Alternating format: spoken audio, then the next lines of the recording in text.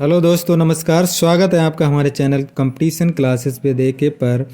अगर आपने अभी तक हमारे चैनल को सब्सक्राइब नहीं किया है तो प्लीज़ सब्सक्राइब कर लीजिएगा और उस बेल आइकन को भी दबा लीजिएगा ताकि जो भी हम वीडियो डालें तो उसका नोटिफिकेशन आपके पास पहुंच सके। तो चलिए, अभी तक हमने फिजिक्स और केमिस्ट्री के प्रश्न करे थे जो जनरल साइंस से रिलेटेड हैं। जनरल साइंस जो हमारी परीक्षाओं में, जो प्रतियोगी परीक्षाओं में पूछी जाती है, उसी से रिलेटेड अब अगले बायोलॉजी के 140 प्रश्न करेंगे, जिनको हम 3 वीडियो में कवर करेंगे। पहला वीडियो है जिसमें हम 50 प्रश्न करेंगे। तो चलिए शुरू करते हैं। शुरू करने से पहले एक बार फिर से बता दें, अगर आपने सब्सक्राइब नहीं किया तो हमारे चैनल को प्लीज़ सब्सक्राइब कर लेना। पहला है जीव विज्ञान का जनक। जीव विज्ञान के पिता कौन है? जीव विज्ञान के जनक कौन है? अरस्तु को जीव विज्ञान का जनक कहा जाता है। सी विकल्प सही हो जाएगा, जिसे एरिस्टोटल कहते हैं इंग्लिश में। बायोलॉजी शब्द भी इन्होंने ही दिया था। जीवन का भौतिक आधार protoplasm is the physical basis of life, यानी जीव द्रव्य जीवन का भौतिक आधार है। डी विकल्प सही हो जाएगा। सर्वप्रथम कोशिका का पता किसने लगाया था? सर्वप्रथम कोशिका की खोज 1665 ईस्वी रॉबर्ट हुक ने की थी। ये हो जाएगा बी विकल्प सही। कोशिका का शक्ति केंद्र, power house of the cell is called mitochondria. Mitochondria को कोशिका का शक्ति केंद्र या पावर हाउस कहते हैं। लाइसोसोम को आत्महत्या के थैले कहते हैं। और केंद्रक जो है पूरा सेंटर में होता है, जो हमारे जेनेटिक कोड को कंट्रोल करता है। तो ये हो जाएगा इसका ए विकल्प सही। निम्न में से कौन सी रचना पादप कोशिका को जंतु कोशिका से विभेदित करती है? कौन सी रचना ऐसी जो पादप कोशिका और जंतु कोशिका से विभेदित करती है? जैसे कोशिका भित्ति पादप कोशिका में होती है और जंतु कोशिका में नहीं होती। पर्णहरित पादप कोशिका में होता है, जंतु कोशिका में नहीं होता। सेंट्रियोल ये जंतु कोशिका में होता है लेकिन पादप कोशिका में नहीं होता। तो ये डी, तीनों विभेद करते हैं। निम्न में से किस कोशिकाओं को आत्महत्या की थैली कहा जाता है? अभी बताया था, ये लाइसोसोम होते हैं। छठे का हो जाएगा बी। डीएनए की द्विगुणी कुंडली डबल हेलिक्स मॉडल का पता किसने लगाया था? वो थे वाटसन एंड क्रिक। ये विकल्प सही हो जाएगा। स्वान एंड स्लाइडन ने कोशिका सिद्धांत प्रतिपादित किया था, सेल थ्योरी दिया था। रॉबर्ट हुक ने कोशिका की खोज की थी। और ग्रेगर जॉन मेंडल ने, जो फादर ऑफ जेनेटिक्स कहे जाते हैं, इन्होंने 3 नियम दिए थे अपने। डीएनए का प्रमुख कार्य क्या होगा? 8 में डीएनए का प्रमुख कार्य अनुवांशिक क्रियाओं का संचालन। इसमें क्रोमोसोम पाया जाता है, आरएनए पाया जाता है। आरएनए कहाँ मिलता है हमें?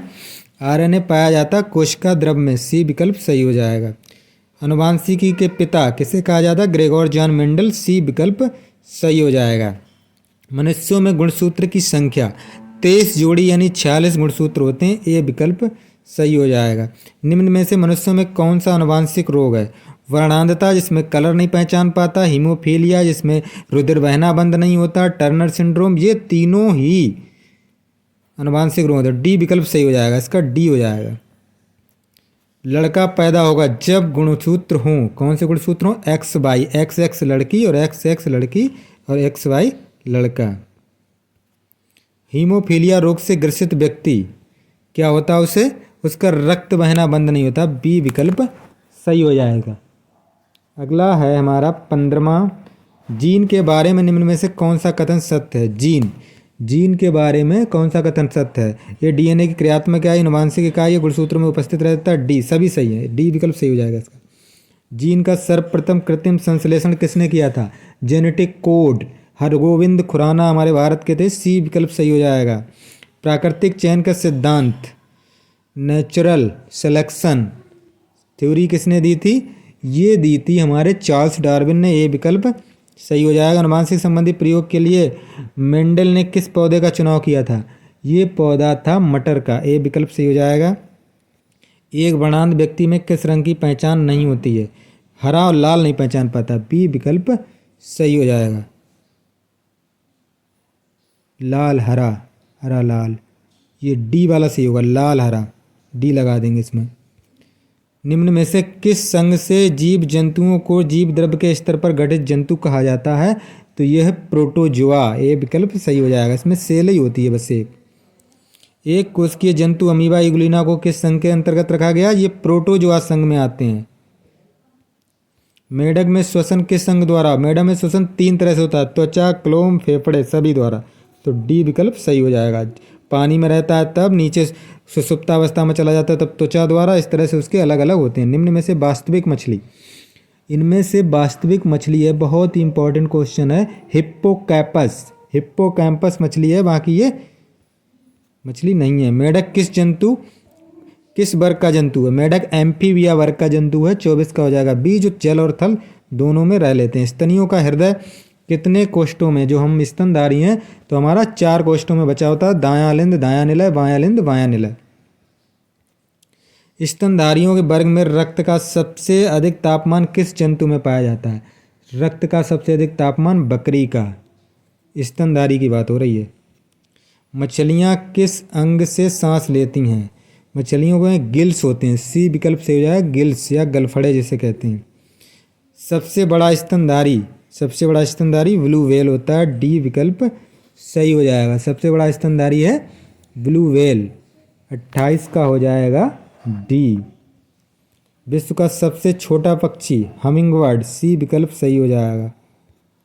कशेरुकी जंतु के शरीर का सर्वाधिक कठोर भाग, कशेरुकी जंतु है इसका सबसे कठोर भाग होता है इनेमल। जो दांत के ऊपर परत चढ़ी रहती है वो इनेमल की परत होती है, और ये सबसे कठोर अंग होता है, कठोर भाग होता है। व्हेल में श्वसन किस अंग के द्वारा होता है? क्योंकि व्हेल जो है हमारा स्तनधारी है, लेकिन इसलिए उसको मछली की कैटेगरी में मत रख देना, उसमें श्वसन फेफड़ों द्वारा ही होता है। सी विकल्प सही हो जाएगा। आधुनिक मानव को जंतुओं के किस वर्ग में रखा गया? जो आधुनिक मानव है इसको प्राइमेट्स वर्ग में रखा गया। सी विकल्प सही हो जाएगा। ऊतकों के अध्ययन संबंधी विज्ञान को क्या कहा जाता है? ऊतकों के अध्ययन को कहते हैं हिस्टोलॉजी। सी विकल्प। साइटोलॉजी होती कोशिका का अध्ययन, ये कोशिका का अध्ययन। मार्फोलॉजी जीव के बाहरी जो उसके शरीर के अंग हैं, बाहरी अंगों का अध्ययन, और एनाटॉमी उसके इंटरनल स्ट्रक्चर का अध्ययन हो गया। तो इसका हो जाएगा सी। कोशिकाओं के समूह को कहा जाता है, सेल्स के समूह को ऊतक या टिश्यू कहते हैं। ए विकल्प सही हो जाएगा। पुनरुत्पादन की क्षमता किस ऊतक में सर्वाधिक होती है? तो वो ऊतक होता है जिसमें होती है उपकला। डी विकल्प उपकला ऊतक में होती है। शरीर और सभी ऐच्छिक तथा अनैच्छिक क्रियाओं को नियंत्रित करने वाला ऊतक है, ये है तंत्रिका ऊतक। सी विकल्प सही हो जाएगा। अगला रक्त विकार किस प्रकार का ऊतक है? ये तरल संयोजी ऊतक होता है। तो 37 का हो जाएगा बी, संयोजी ऊतक। आरेखित पेशी ऊतक कहाँ पाए जाते हैं? ये पाए जाते हैं आमाशय में। बी विकल्प सही हो जाएगा। निम्न में संयोजी ऊतक के उदाहरण हैं। संयोजी ऊतक के उदाहरण हैं लिम्फ, प्रोटीन, हड्डियाँ, सभी हैं ये संयोजी ऊतक। डी विकल्प सही हो जाएगा। संकुचनशील ऊतक के नाम से जाना जाता है। संकुचनशील ऊतक के नाम से पेशी ऊतक जाना जाता है। डी विकल्प सही हो जाएगा। चेतना ऊतक किस प्रकार के ऊतक को कहते हैं? चेतना ऊतक हम कहते हैं तंत्रिका ऊतक को। सी बी विकल्प सही हो जाएगा। हीमोग्लोबिन पाया जाता है। हीमोग्लोबिन कहाँ पाया जाता है? लाल रक्त कणिकाओं में। बी विकल्प सही हो जाएगा। 42 का बी। निम्न में से किस ग्रंथि को मास्टर ग्रंथि कहा जाता? हमारी पिट्यूटरी ग्रंथि है, पिट्यूटरी ग्लैंड या पीयूष ग्रंथि जिसे कहते हैं, इसको मास्टर ग्रंथि कहते हैं। मानव शरीर में हड्डियों की संख्या जो होती है वयस्क में 206 होती हैं, लेकिन बच्चे में अगर पूछा जाए तो बच्चे में हड्डियों की संख्या ज़्यादा होती है, बाद में जाकर के वो जॉइंट हो जाती हैं। भोजन में उपस्थित शर्करा को माल्टोज में कौन बदलता है? टाइलिन। टाइलिन एंजाइम जो होता है शर्करा को माल्टोज में बदलता है, भोजन में उपस्थित शर्करा को। रेनिन जो होता है दूध में उपस्थित प्रोटीन पाचक एंजाइम है। पेप्सिन भी प्रोटीन पाचक एंजाइम है। लाइपेज जो होता है ये वसा पाचक एंजाइम है। लिपिड्स वसा का पाचन करता है लाइपेज। भोजन का अवशोषण शरीर के किस अंग में होता है? तो भोजन का अवशोषण शरीर की छोटी आंत में होता है। सी विकल्प सही हो जाएगा। मानव शरीर की सबसे बड़ी ग्रंथि कौन सी ग्रंथि है? यकृत है सबसे बड़ी ग्रंथि। डी विकल्प सही हो जाएगा। निम्न में से इंसुलिन की कमी से उत्पन्न होने वाला रोग। इंसुलिन जो पैंक्रियाज यानी अग्नाशय से निकलता है, एक हार्मोन्स है जिसकी कमी से डायबिटीज़ रोग होता है। सी विकल्प सही हो जाएगा। अगला, निम्न में से कौन सा पोषक पदार्थ शरीर को त्वरित ऊर्जा प्रदान करता है? तो कार्बोहाइड्रेट तुरंत ऊर्जा प्रदान करता है। ग्लूकोन डी सुना होगा, उसमें कार्बोहाइड्रेट ही होता है। शरीर में गैसों का विनिमय किस अंग में होता है? वो अंग है फेफड़ा। फेफड़े में गैसों का विनिमय होता है, तो बी विकल्प सही।